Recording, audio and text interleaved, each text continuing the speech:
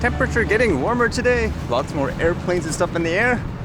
And with that in mind, what did I read today? Talk about things like airplanes. This seems to be a story that doesn't quit in terms of an airport saying there's been drones around it. It starts with this one first. It says, private plane narrowly avoids large drone at 4,000 feet near Kelowna's airport. So apparently, according to this, at first it was just a Transport Canada investigation where there was a claim that a drone came near a small private aircraft, and it says information regarding the close call from a NAV Canada air traffic controller who indicated that a Beech 400 aircraft had to take evasive action in order to avoid coming into contact with a large drone. So that's kind of a key word there, quote, large drone, estimated to be 2 feet by 2 feet in size. The drone was flying at approximately 4,000 feet when the plane was forced to change direction to avoid the craft. So would you think this is a drone? Because it's definitely not, I guess, a quote micro drone or anything like that, according to that description anyways. And then afterwards, the RCMP apparently opened up a file. Now with that, this just happened recently, saying another drone spotted flying too close to Kelowna's airport. Police say they are investigating another report of a drone flying too close to the Kelowna airport. Although this one wasn't as clear, because according to this, the only report was the fact that there was a quote drone flying within 5.6 kilometers of a no-fly zone around the airport. And with that, they're saying we also encourage you to call the police immediately if you notice suspicious activity or witness the dangerous operation of a drone towards persons, properties, other aircraft, or within 5.6 kilometers of any airport. So again, that's way too broad in my opinion. Although it's not as bad as before, if you guys remember, where they were saying phone the police even if someone's flying a quote toy or something like that. It doesn't matter if it's, let's just say 5.59 kilometers away. Like, that was ridiculous. But in this case, what's going on here, because they specifically say large drone too, which makes me wonder, how hard is it to catch the operators? These things don't last very long too when they're in the air for the most part. Just fly your own drone. I would imagine police officers, they have sophisticated drones that have things like thermal cameras and stuff. I don't get it personally. It should be pretty easy to catch whoever it is. Although that is assuming it was a quote drone, as in many cases they end up being nothing, as you know. But with that thought of, let's just say, a small drone or a big drone, this one dealt with the war between Russia and Ukraine again, but it dealt with, I guess, drones in the sea. And apparently there was a video of this drone that went towards a ship, and I guess it blew up. But just a description, it says POV, you ram into a Russian landing warship as a little simple drone. You call that little? That looks pretty big to me, isn't it? What's the definition of little in these cases? Or is it just a different standard when it comes to, I guess, military applications? But you can see in the video, it seems like there's a drone per se, basically going towards the boat, and then all of a sudden, I guess the reception breaks up and that's it. This makes me think too, because it seems like during these times, so many countries are keen in showing off their videos of them destroying the adversary's equipment and all that. It's usually like what? People complain, regular people, oh, they record everything just to show it off and all that. Whereas in these cases, again, it's officials wanting to do it, I suppose, for war reasons, to show they're winning and all that, huh? Either way, again, the war continues.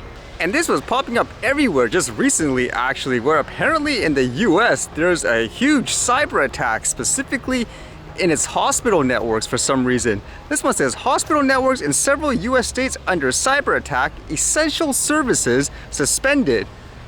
As it says here, a network of hospitals across the United States came under a cyber attack on Friday, forcing them to close down emergency rooms and divert ambulances.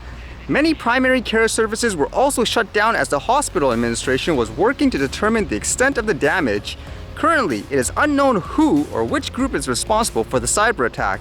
According to local media reports, Los Angeles-based Prospect Medical Holdings, which has hospitals and clinics in Connecticut, Pennsylvania, Rhode Island, and Texas, saw its computer systems hacked by ransomware.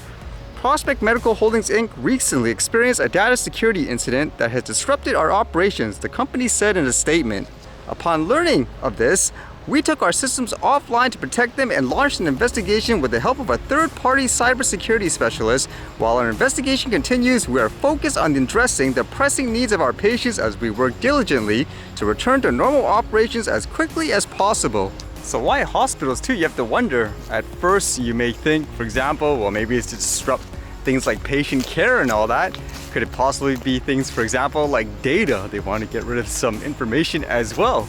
Who knows? But either way, this type of stuff is becoming more serious too. That's probably just as worse as, let's just say, physical weapons, where if everyone's relied on everything digital and all that, you shut this down, it pretty much closes everything and creates chaos, huh?